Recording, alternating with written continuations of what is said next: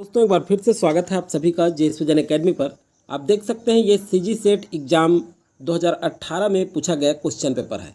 तो जो CG set exam 2024 की तैयारी कर रहे हैं उनके लिए बहुत इंपॉर्टेंट होगा ये, क्योंकि सॉल्व कर रहे हैं प्रीवियस ईयर का question paper. Previous year question paper किस तरह से पूछा गया है ये हम बात कर रहे हैं यहाँ पर हिंदी सब्जेक्ट का। जो हिंदी सब्जेक्ट की तैयारी कर रहे हैं तो 2018 का 2 पार्ट निकल चुका है, मतलब पार्ट 4 पार्ट 5 करके ये पार्ट 6 है। पार्ट 5 में 77 नंबर तक का क्वेश्चन हम लोग कर लिए थे, जो बचा है उस क्वेश्चन को करेंगे। ये क्वेश्चन पेपर का प्रारूप है, आप देख लीजिए 2018 का क्वेश्चन पेपर है जो सीजी व्यापम में पूछा गया था। सेकेंड पेपर है ये हिंदी, यहाँ पे देख सकते हैं आप। प्रश्नों की संख्या 100, टोटल 200 मार्क्स के थे। तो किस तरह से क्वेश्चन पूछा जाता है ये बहुत ज़्यादा इंपॉर्टेंट है। सीधा सीधा चलते हैं हम लोग क्वेश्चन पेपर में किस तरह से क्वेश्चन पूछा गया था। तो यहाँ देखते हैं हम लोग 77 नंबर तक का, यहाँ आप देख सकते हैं 77 नंबर तक हम लोग कर चुके थे। जो प्रेमचंद के उपन्यास और उनके पात्र, ये क्वेश्चन यहाँ तक का हो चुका है। आज हम करेंगे 78 से लेकर 100 क्वेश्चन तक। एक चीज़ और बता दूं दोस्तों, मैं पॉलिटिकल साइंस का आप किए थे उसका भी वीडियो जल्द ही आने वाला है। पॉलिटिकल साइंस का भी हम लोग सॉल्व करेंगे और सोशियोलॉजी का भी। साथ ही साथ ध्यान रखें कि आपका हिस्ट्री का भी क्वेश्चन लगातार आ ही रहा है, लाइफ साइंस का भी आएगा। तो जितने भी सब्जेक्ट का तैयारी कर रहे हैं वो सारे लोग क्वेश्चन सॉल्व जरूर करें, क्योंकि आपके लिए बहुत महत्वपूर्ण होगा। तो चलिए शुरू करते हैं। शुरू करने से पहले चैनल में पहली बार जुड़े हैं तो सबसे पहले चैनल को सब्सक्राइब करके बेल आइकन में ऑल जरूर प्रेस करें, ताकि सारे सॉल्व पेपर आप कर सकें। और जीके जीएस का अध्ययन भी आप हमारे चैनल के माध्यम से कर सकते हैं। अगर हॉस्टल वार्डन, पटवारी या सीजी व्यापम की या सीजी पीएससी की जो भी एग्जाम की आप तैयारी कर रहे हैं, इसको जो है आप प्ले लिस्ट में जा करके देखें, क्योंकि वीडियो के प्ले लिस्ट में असिस्टेंट भर्ती परीक्षा 2024-25 करके मैं बना दिया, वहाँ आप देख सकते हैं। तो चलिए 78 नंबर का क्वेश्चन सूरदास के संबंध में कहा जाता है 78। अब चलिए देखते हैं 78 में सूरदास के विषय के संबंध में क्या कहा जाता है। तो ये जो है वात्सल्य और श्रृंगार के कवि हैं, बिल्कुल सही है।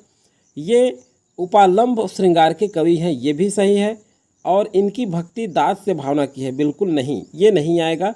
इनकी भक्ति सखा भावना की है, बिल्कुल। तो ए, बी और डी सही आंसर होगा। तो ऑप्शन में देखते हैं, ए में नहीं है, ए, बी और डी बी में देखने को मिल रहा है। तो सही विकल्प, चूंकि ये कूट में पूछा गया है तो सही आंसर आपका होगा बी। तो 78 का क्या हो जाएगा आपका, बी हो जाएगा। चलिए 79 नंबर का क्वेश्चन यहाँ पे देखते हैं। मनु बैठे ध्यान निरत थे उस निर्मल मानस तट में, सुमनों की अंजलि भरकर श्रद्धा थी खड़ी निकट में। उपयुक्त काव्य पंक्तियाँ कामायनी के किस सर्ग से उद्धारित है। तो देखिए 79 नंबर का यहाँ पे हम देखेंगे, ये श्रद्धा नहीं आएगा, इड़ा नहीं, काम नहीं, आनंद, बिल्कुल आनंद जो है, ये जो पंक्तियाँ हैं कामायनी के आनंद सर्ग से उद्धरित है। तो 79 का डी करेक्ट आंसर हो गया। 80 नंबर का क्वेश्चन देखते हैं। यहाँ देखिए, फणीश्वर नाथ रेणु द्वारा रचित उपन्यास नहीं है। तो देखिए नहीं है कह रहा है, तो फणीश्वर नाथ ने दीर्घ तपा ये उनकी रचना है, जुलूस भी उनकी रचना है, दुख मोचन ये नहीं है। तो सही आंसर क्या हो जाएगा, दुख मोचन आ जाएगा, क्योंकि फणीश्वर नाथ रेणु की रचना जो है दुख मोचन नहीं है। तो यहाँ पे आप देख सकते हैं सी जो है यहाँ पे करेक्ट आंसर होगा। आगे चलिए देखते हैं आगे का क्वेश्चन। यहाँ पे 81 नंबर, देहाती दुनिया उपन्यास के लेखक हैं। तो देखिए देहाती दुनिया उपन्यास के लेखक कौन है, तो ये जो है शिव पूजन सहाय, ये जो है करेक्ट आंसर होगा। नेक्स्ट है रही मासूम रजाकृत आधा गांव उपन्यास में चित्रित गांव है।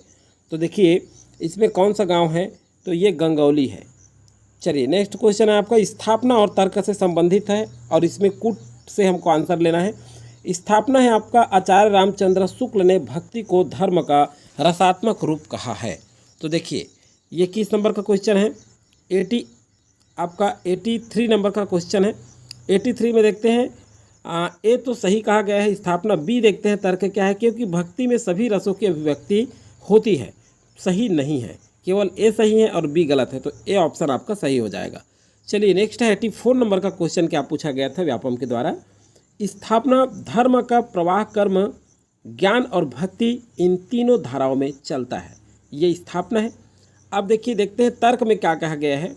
ये तो सही है, तर्क है क्योंकि धर्म केवल मानसिक संकल्पना है, बिल्कुल गलत। तो ए तो सही है। तो यहाँ पे ए ऑप्शन में नहीं है, बी भी नहीं है, सी भी नहीं है, तो ए सही है किंतु आर गलत है। 84 का डी आपका सही हो जाएगा। 85 नंबर का क्वेश्चन देखते हैं।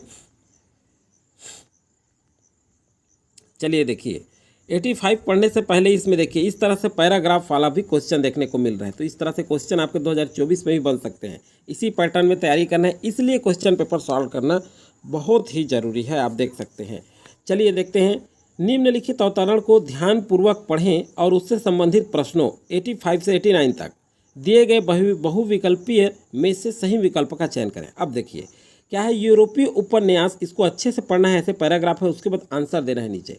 यूरोपीय उपन्यास के विकास में पूंजीवादी अर्थतंत्र और मध्यम वर्ग का योगदान बहुत महत्वपूर्ण माना जाता है और अक्सर इस अवधारणा को हिंदी उपन्यास के इतिहास पर भी चस्पा कर दिया जाता है, पर हिंदी क्षेत्र की परिस्थितियों को देखते हुए हिंदी उपन्यास के संबंध में इस सामान्यीकरण को संगत नहीं माना जा सकता। 1870 से 90 की अवधि में हिंदी क्षेत्र में न तो पूंजीवादी अर्थतंत्र का कोई वर्चस्व था और न कोई मजबूत मध्यम वर्ग पैदा हुआ था। इस समय भारत ब्रिटिश उपनिवेशवाद के चंगुल में तड़फड़ा रहा था और एक विदेशी पूंजीवाद इसका चौतरफा शोषण कर रहा था। इस विदेशी पूंजीवाद की भाषा अंग्रेजी थी। इस व्यवस्था के पोषक और सहायक के रूप में अंग्रेजों पढ़ा लिखा मध्यम वजूद में आ रहा था, पर वह अधिकतर हिंदी भाषी, विशेष रूप से बंगाली भाषा थी। दरअसल हिंदी उपन्यास हिंदी भाषी जनता की राष्ट्रीय आकांक्षाओं की अभिव्यक्ति था। अब चलिए क्या क्वेश्चन पूछा जा रहा है इससे, यहाँ देखिए, यूरोपीय उपन्यास के विकास में पूंजीवादी अर्थतंत्र का बहुत महत्वपूर्ण योगदान है। क्योंकि देखिए पैराग्राफ के हिसाब से ये क्वेश्चन पूछा गया है और जो पैराग्राफ अभी हमने पढ़ा है उसके हिसाब से हमें आंसर लेना है। तो चलिए, पूंजीवादी अर्थतंत्र ने यूरोपीय उपन्यासों को जन्म दिया, ये तो बिल्कुल नहीं कहा गया है। पूंजीवादी अर्थतंत्र के कारण अंग्रेजी उपन्यास प्रकाशित होते हैं, ये भी बिल्कुल नहीं कहा गया है। पूंजीवादी अर्थतंत्र के कारण मुद्रण का विकास हुआ, फलस्वरूप गद्य के विकास में भी तेजी आई, बिल्कुल सही। तो 85 का सी करेक्ट आंसर होगा। 86 नंबर का क्वेश्चन देखते हैं। लेखक ने विशेष रूप से बंगला भाषियों को किस व्यवस्था का पोषक कहा है? तो देखिए किस विषय का पोषक कहा है, यहाँ देखिए मध्यम वर्गीय का नहीं, पूंजीवादी व्यवस्था का कहा है, तो बी यहाँ पे करेक्ट आंसर होगा। 87 नंबर का क्वेश्चन देखते हैं। 87, लेखक के अनुसार 1817 से 90 की अवधि में हिंदी क्षेत्र की मुख्य विशेषता क्या थी? तो देखिए हिंदी क्षेत्र की मुख्य विशेषता क्या थी? पूंजीवादी का विकास तनिक भी नहीं हुआ था, यह नहीं आएगा। सामंती मूल्यों का वर्चस्व था, बिल्कुल। तो 87 का जो है बी करेक्ट आंसर हो जाएगा। अब चलिए देखते हैं 88 नंबर का क्वेश्चन। हिंदी उपन्यास हिंदी भाषी जनता की राष्ट्रीय आकांक्षाओं की अभिव्यक्ति था के माध्यम से लेखक क्या संकेत देना चाहता है? तो देखिए 88 नंबर का क्वेश्चन देखते हैं। हिंदी भाषी जनता की सोच हिंदी क्षेत्र तक सीमित नहीं था, ये नहीं आएगा। हिंदी उपन्यास का बंगला उपन्यास से कोई संबंध नहीं, बिल्कुल नहीं। हिंदी उपन्यास के विकास में अंग्रेजी की कोई भूमिका नहीं थी, बिल्कुल नहीं। हिंदी उपन्यास लेखन के विस्तार में हिंदी भाषी जनता की जातीय अस्मिता की पहचान मुख्य प्रेरक थी, बिल्कुल सही। तो 88 का डी क्या हो जाएगा? करेक्ट आंसर होगा। तो ऐसे आंसर आपको गद्यांश पढ़ करके लेना है, तो बिल्कुल एक तरह से सरल है, अच्छे से जब पढ़ेंगे तो समझ में आएगा आपको। 89 नंबर का क्वेश्चन यहाँ पे देखते हैं। 1870 से 90 की अवधि में हिंदी क्षेत्र में सर्वाधिक महत्वपूर्ण घटना क्या हुई? 89 नंबर का। तो यहाँ देखिए, फोर्ट विलियम कॉलेज की गतिविधियों का तेजी से विस्तार नहीं हुआ। ब्रिटिश उपनिवेशवाद के खिलाफ व्यापक और सफल जन जागरण अभियान चलाया गया नहीं। गद्य के विकास के नाते अनेक पत्र पत्रिकाओं का प्रकाशन हुआ, तो ये सी सही हो जाएगा, 89 का सी। अब देखते हैं 90 नंबर का क्वेश्चन। कर्मभूमि उपन्यास का प्रमुख पुरुष पात्र है। कर्मभूमि उपन्यास का प्रमुख पुरुष पात्र कौन है? तो 90 का देखते हैं। रामनाथ नहीं है, मेहता भी नहीं, होरी भी नहीं, अमरकांत है। कौन है? अमरकांत। तो डी करेक्ट आंसर होगा। 91 नंबर का क्वेश्चन देखते हैं।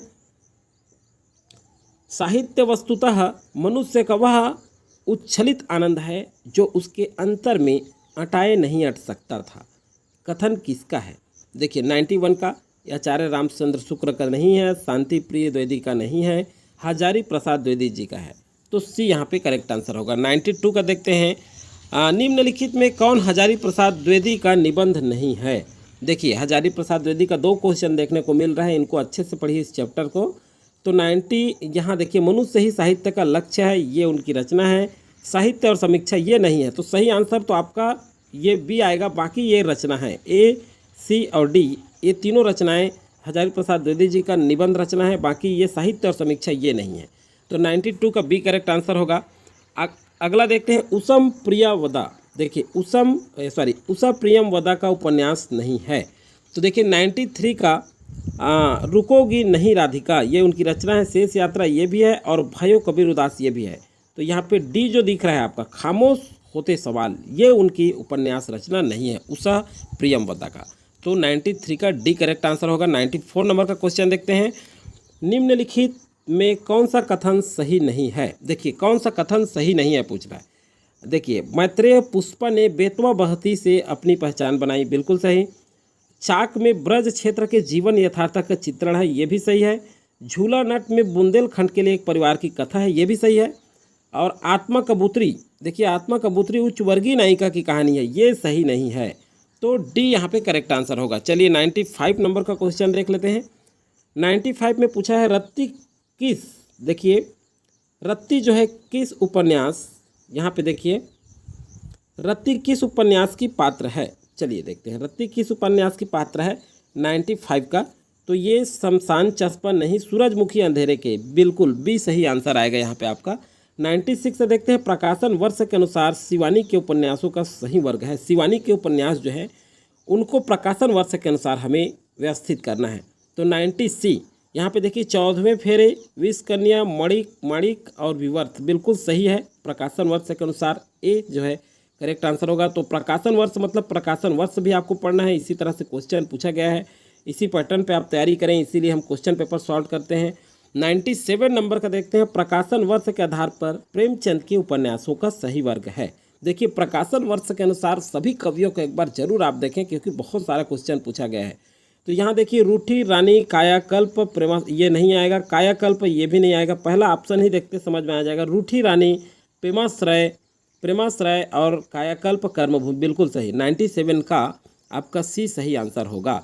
98 नंबर का देखते हैं, स्थापना से संबंधित क्वेश्चन है, कूट में आंसर लेना है। स्थापना है गोदान का धरातल पूर्णतः यथार्थवादी है।